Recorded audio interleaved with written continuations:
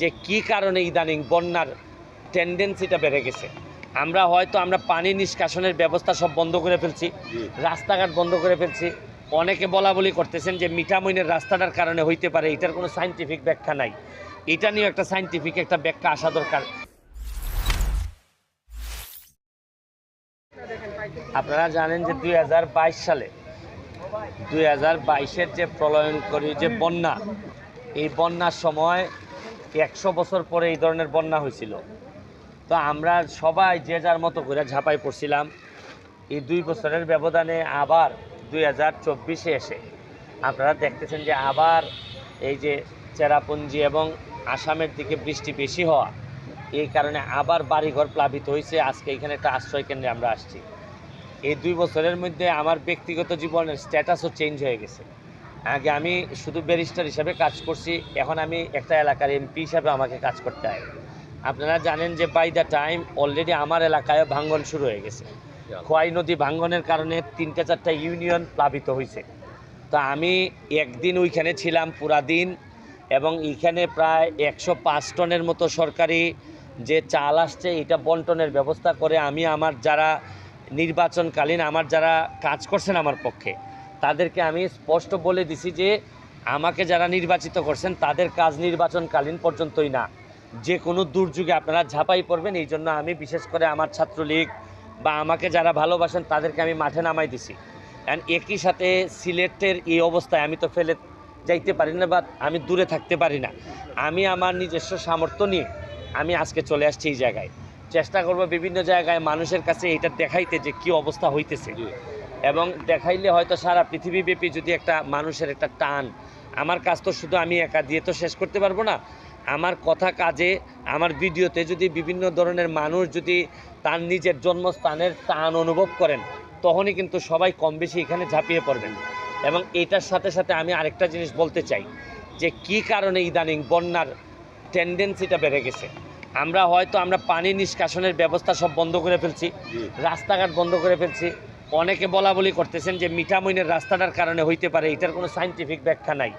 এটা নিয়ে একটা সাইন্টিফিক একটা ব্যাখ্যা আসা দরকার, নাহলে সবার মনে একটা সন্দেহ যে কিশোরগঞ্জের কারণে কি আমাদের এইখানে এই পুরা সিলেট সুনামগঞ্জ এফেক্টেড কিনা।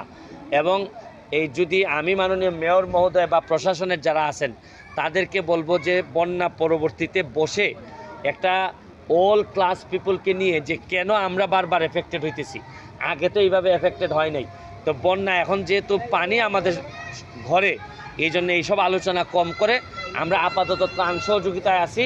তবে পানি শেষ হইলে আমি মনে করব যে এই শাহজালালের নগরীকে রক্ষা করার জন্য শাহজালালের যারা উত্তরাধিকার আছেন তারা একসাথে বসবেন, আমারে ডাকলে আমিও আসব, বসে একটা স্থায়ী সমাধান কীভাবে করা যায় এটার জন্য কাজ করতে হবে।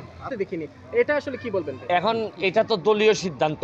ধরেন আমি নিজেও যে আসছি, আমি তো আওয়ামী লীগের লোক হিসাবে আলাদা আসছি। আপনি যেটা বলতেছেন দলগতভাবে, সরকার যেহেতু আছে, সরকারের এখানে সরকার তো সেন্ট্রালি থাকে। ধরেন এখানে আমার মনে হয় যে স্থানীয় নেতৃবৃন্দ যারা এখানের স্থানীয় নেতৃবৃন্দ তারাই এই প্রবলেমটাকে সামনে তুলে ধরতে হবে ভালোভাবে, ব্যাপকভাবে, যে ওনারা কী পরিমাণে এফেক্টেড হয়েছেন। বাই দা ওয়ে আমি ত্রাণ মন্ত্রণালয়ের মাননীয় মন্ত্রীকেও আসতে দেখছি। আমার একটা বিশ্বাস যে এখানে স্থানীয় নেতৃবৃন্দ যার যে জায়গাটা উপজেলা যেটা এফেক্টেড হয়েছে, এইটা যদি আপনি ভালো করে তুলে ধরতে পারেন, জননেত্রী শেখ হাসিনা, আমার পুরা বিশ্বাস ওনাকে তুলে ধরলে উনি কোনো না কোনো একটা সমাধান বের করে দিবেন, মানুষের জন্য রিলিফ হবে। আগামী রবিবারে আমার মহান সংসদে আমার বক্তব্য আছে বাজেটের উপর। আমি বাজেটের উপর বক্তৃতাতেও যদিও আমার জেলাটা একেবারে সাইডে পড়ছে হবিগঞ্জে, তারপরও সিলেট সুনামগঞ্জের পক্ষে আমি কথা বলবো এবং নির্বিঘ্নে কথা বলবো এবং প্রেশার দিয়ে কথা বলবো যে এইটা এইভাবে চলতে পারে না। সিলেটকে প্রোটেকশন দেওয়ার জন্য সবাই একত্রিত হইতে হবে। এখন সিলেটের ব্যাপারে কোনো আওয়ামী লীগ বিএনপি জাতীয় পার্টি শোনা যাবে না, শোনা উচিত হবে না। সিলেটকে সেভ করার জন্য সবাই একসাথে ঝাঁপাই পড়তে হবে, এটা আমার পরিষ্কার বক্তব্য। সিলেটের উন্নয়নের কেন জটিলতা কেন জানেন? সিলেটের আমি সহ আমরা নেতারা কিছুটা আমরা নিজেদের বাইরে চিন্তা করতে পারি না। যদি চিন্তা করতে পারতাম তাইলে 6 লেন সারা বাংলাদেশের সবার পরে আমাদের 6 লেন, এখনও 6 লেনের কাজই শেষ হয় নাই। আমরা এর মধ্যে 2-3 জন অর্থমন্ত্রী পাইছি, আমাদের অর্থমন্ত্রীর মাধ্যমে টাকা ছাড় হয়েছে সব লেনের, কিন্তু সব জায়গায় হয়েছে, কিন্তু আমার এলাকায় 6 লেন হয় নাই।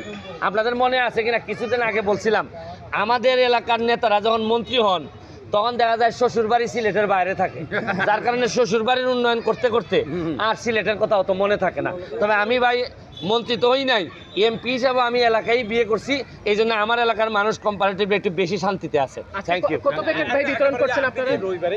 আমি অবশ্যই বলবো, আমি কিন্তু বলছি না যে ইটনা মিটামইনা রাস্তার কারণে এই অবস্থা। একটা পোর্শন মানুষ মনে করতেছে যে এইটার একটা কারণ হইতে পারে, এইটার একটা সায়েন্টিফিক স্টাডি আমাদের সামনে আসা দরকার, যে যদি না হয়ে থাকে তাহলে এটা আমাদের নসিব, আমরা মনে করবো পানি আমাদেরকে, আর যদি হয়ে থাকে এইটারও তো বিকল্প ব্যবস্থা নিতে হবে, তখন হয়তো আরও অনেক বেশি ব্রিজ বানাইতে হবে। কি করা লাগবে এটা রাষ্ট্র বা সরকার জানে।